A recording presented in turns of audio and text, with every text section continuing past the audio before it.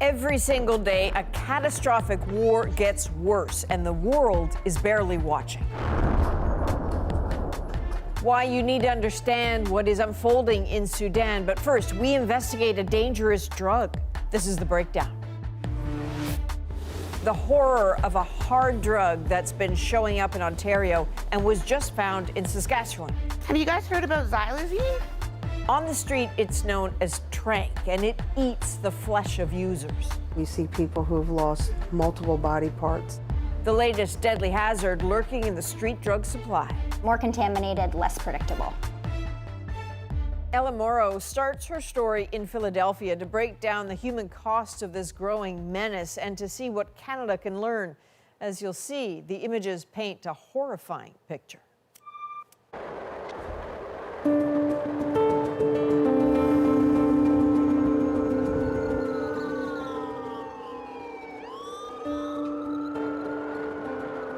As you see, I got like infection everywhere. Oh, wow. Yeah. That just appeared days ago. Yeah. And see how deep it goes? Like, that's insane. Ryan Green is a victim of a new street drug, eating away at the bodies of those who use it. My arm swelled up like about this big, and it was like an abscess. It hurt so bad. This is a real Tranq sore. Tranq is fentanyl mixed with xylazine, an animal tranquilizer meant for horses and cattle. You end up unconscious to the point where people will just rob you when you're asleep every time. And it's completely taken over Philadelphia's Kensington neighborhood, block after block of devastating harm. For about a year now, there's been this mobile clinic coming to this neighborhood because so many people here have terrible skin-rotting wounds from the drug. You stay safe. How you doing? All right, what are we gonna do first? Your arm and then your head? All right, take a deep breath. I'm sorry. You know, I don't mean to hurt you. The clinic is run by the city and a local hospital, and Ryan is a regular here. Yeah, this hurts really bad. That hurts because it's really infected. Nurse practitioner Michelle Murphy-Rosansky treats about 25 patients every day. You okay? We see people who've lost multiple body parts. In the summer, we do see a lot of maggots because they get into the wounds. Yeah, it's brutal. Like so many, Ryan at first didn't know his fentanyl had been cut with xylazine. Now he's addicted to the mix. But still come back tomorrow. Let me write the prescription, so don't leave yet. What's happening here is extreme, but it could also serve as a warning because Tranq is showing up in Canada too, making the overdose crisis even worse. The Canadian Centre on Substance Use and Addiction says xylazine, or Tranq, has emerged as an increasingly common cutting agent. Now, Health Canada is warning that Tranq is being found more in Canada. Health Canada says cases of xylazine in street drugs it analyzed jumped from 5 to more than 1,300 over the last 5 years. It's being found most in Ontario. We're in Windsor, a border city in southern Ontario, and it's been hit really hard by the opioid crisis with rising overdose deaths. And like in Philadelphia, outreach workers and people who use drugs say the drug supply here is becoming even more toxic. The levels are nowhere near Philadelphia. Still, with Tranq's arrival here, Lacey Kresman's outreach has become more urgent. What can I get for you?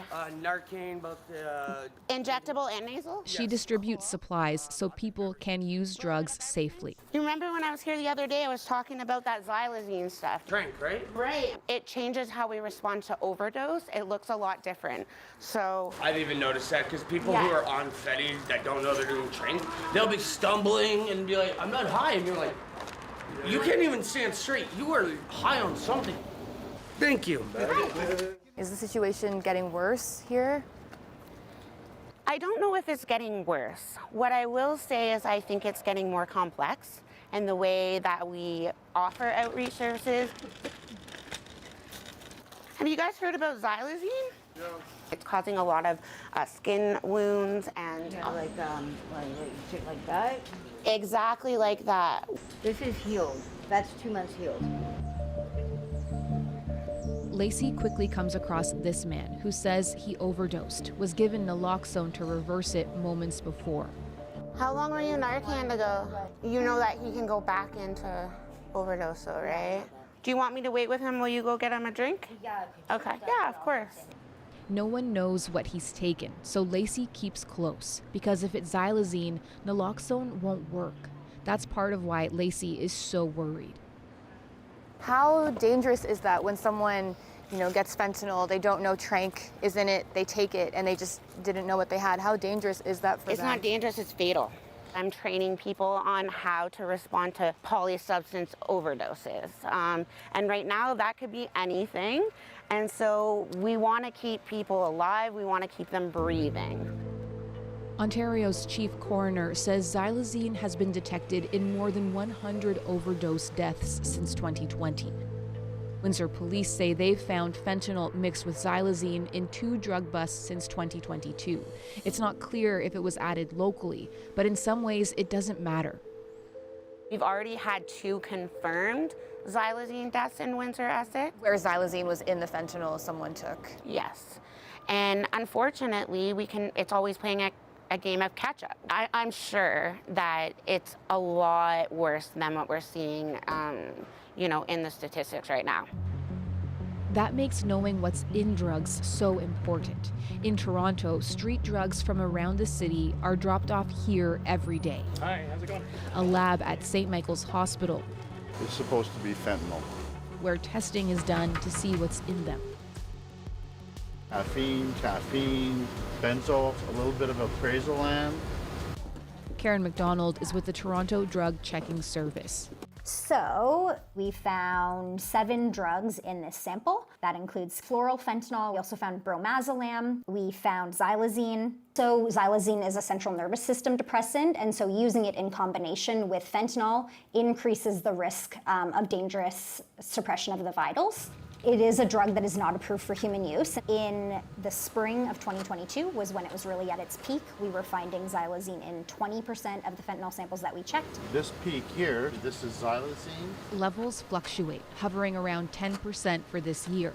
But that could change, or other unexpected additives could show up at any time. So what that means is that the drug supply is getting stronger. It's just getting worse and worse and worse. More contaminated, less predictable. I am a person who uses drugs. Right now, I am not in active use. There's not much testing in Windsor. That means Brandon Bailey, who struggles staying clean, might never know what he's actually taking. That's scary. There is times where I've relapsed, where I've wanted to not use, and then I ended up using on a day. And yeah, when I end up with something that has that, I'm not the person that I want to be. Have you had an experience where you've overdosed? I've had it where I've gone to sleep and then I wake up and I don't have any concept, so I could have been overdosing. I don't know. I could have died. It's not just people who are living in poverty or people who are homeless. It's happening to absolutely anybody. The real battle, getting ahead of Tranq before it really takes hold here. Testing is paramount to be able to better support people who are using the substances, and funding for those initiatives are really, really important in the work that we do. Still, it's the personal toll that drives Lacey. She knows all too well what's at stake. I'm so struck by when you talk about the fact that most of your friends from high school have died because of overdoses. Yeah. That's really heavy. It is really heavy, and my hope is that it will change. Back in Philadelphia, ground zero for tackling Tranq, Now it's been found in 48 out of 50 states. Mel Bettis remains determined. I know you want it. Absolutely. Yeah. In recovery herself, Bettis works with Savage Sisters, one of the main outreach organizations in Kensington. So both my arms were completely open from like here to here. I was fortunate enough that they healed and I got tattoos over them. To cover the scars? Yeah. Yeah. So Does the shark mean anything? I just like sharks. Just like sharks. We're starting to see Tranq a little bit more in Canada, which is why we're here. What would you say to communities where it is starting to appear? Educate yourselves, learn as much as you can. A big thing is stigma and the language you use. This isn't anybody's plan for themselves. You know, nobody chooses this. So, Ellen, we just heard that the RCMP in Saskatchewan are warning about xylazine. What can you tell us about that? Yeah, the RCMP, they're saying that they believe that fentanyl mixed with xylazine, which is the mixture that makes up Tranq, along with fentanyl mixed with benzodiazepines, may be circulating in parts of southern Saskatchewan. We previously reached out to the RCMP in our investigation because we wanted to know, where is the xylazine being added to fentanyl? Is it happening outside of Canada and coming in? Is it happening here? They don't have any definitive answers, but they said that it is likely being added at street-level drug labs that are very hard to bust. Another question that viewers at home may have is, why is xylazine being added to fentanyl? And experts tell us that one of the main reasons is because it can prolong the high for users. Wow, it's fascinating, and most of all, it's terrifying. Ellen Morrow, thank you. You're welcome. A different crisis is unfolding in Sudan, where millions have now been displaced. What's behind the war? Next.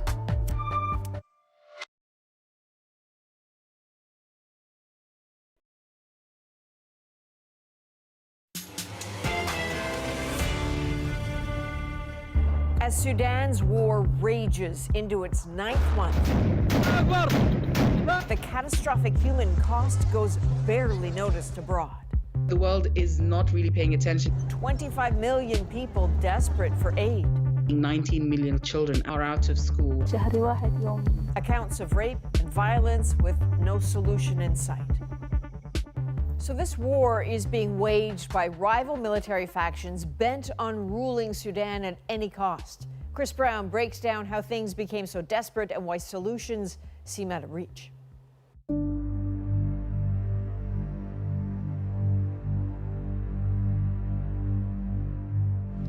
Well, the world is fixated on the war in Gaza, and before that, on the war in Ukraine. Sudan, the third largest country in Africa, is coming apart. At the border in Adre, we're seeing a large influx of refugees from Sudan. In October, where we were seeing about 100 people per day, in the last 4 days, it's been between 1,000 to above 3,000 in one day. The humanitarian and security situation is beyond dire. Human rights groups say the war crimes inflicted on civilians are hideous, and more than 6 million people have been displaced from their homes because of the violence, with more than half of them children. So, how did we get here, and why does no one seem to be able to do anything to stop it? Sudan's spiral downwards happened quickly due to two warring generals. Abdel Fattah al-Burhan, who leads the Sudanese Armed Forces, or SAF, and Mohammed Hamdan Dagalo, widely known as Hemedti, of the Rapid Support Forces, or RSF, had been allies. The pair staged a joint coup in 2021 and ruled Sudan in tandem, and for a period of time even appeared to be on a path towards peace. But in April 2023, their partnership ruptured violently in a dispute over which group would dominate Sudan's military and control the country's wealth of natural riches. And the result? Violence and chaos quickly consumed the entire country. The health sector is completely broken down. The education sector, similarly, we're seeing 19 million children out of the 23 million children of Sudan are out of school, and potentially so for the next while. Many Western nations, including Canada, rushed to get their citizens out of Sudan. The capital, Khartoum, has seen some of the worst fighting. The RSF seized parts of the city, but the SAF held on to Port Sudan, the key commercial city on the Red Sea. If you'd asked me 3 or 4 months ago, I would have said that one of the two sides, the Sudan Armed Forces, was getting the upper hand. I would now say that is reversed. Widespread war crimes are being committed against civilians, according to the United States and the United Nations. The Rapid Support Forces evolved out of Arab militias in West Darfur. Rights groups say members of the ethnic African Masalit tribe from the region are being brutalized by the RSF, with the use of rape and sexual violence widespread. While I was working at a shelter for the displaced, the RSF came. They killed some of the staff and injured others. I was with another woman. Both of us were unmarried, and we were raped. There, have also been very sort of clear indicators. We may also see a sort of a Rwanda scenario. In other words, where you have these genocidal actions taking place at a mass level, at a national level. The UN Food and Agricultural Organization says millions of families are dealing with unimaginable suffering from severe hunger. An estimated 25 million people require assistance to survive, and given the civil breakdown, it's very difficult to get help into the country. The flood of displaced people is destabilizing Sudan's neighbors. Our CBC crew visited the border with South Sudan in May and saw how South Sudan's ability to deal with hundreds of thousands of people fleeing has stretched its own frail resources beyond what the impoverished country can handle. Efforts to resolve the crisis involving talks brokered by Saudi Arabia have failed. We have former rebels, current rebels, militias, both of sort of ethnic militias as well as ideological militias, have all joined the fray. And this means that ending this conflict, or at least ending the fighting in any kind of ceasefire, has become infinitely more difficult and will continue to be so the longer this war continues. So really very little to choose from, which makes it very difficult as a mediator. You really don't want to be backing either of these sides, but there is no choice. There appears to be no third choice. The world is not really paying attention in the way that it needs to. The United Nations Security Council has not had a resolution on Sudan since the fighting began in April. We have not had the requisite pressure, not just on the generals, diplomatically speaking, but also on their supporters in the region to ensure that they at least come to a negotiating table with any kind of sincerity. Having a largely lawless, unstable giant of a country disintegrating has vast security and humanitarian implications. Sudan's implosion carries grave risks for all of Africa and beyond. So Chris laid out the dire situation. Now there's some breaking news from the United Nations World Food Program. It says it is helpless to expand access and deliver aid to conflict hotspots. If that doesn't change, Sudan could see famine conditions by May. Next, a runaway on the runway. Fast dogs are fast dogs, and they're tough to catch when they don't want to be caught. Brandy makes a break for it at Pearson Airport in our moment.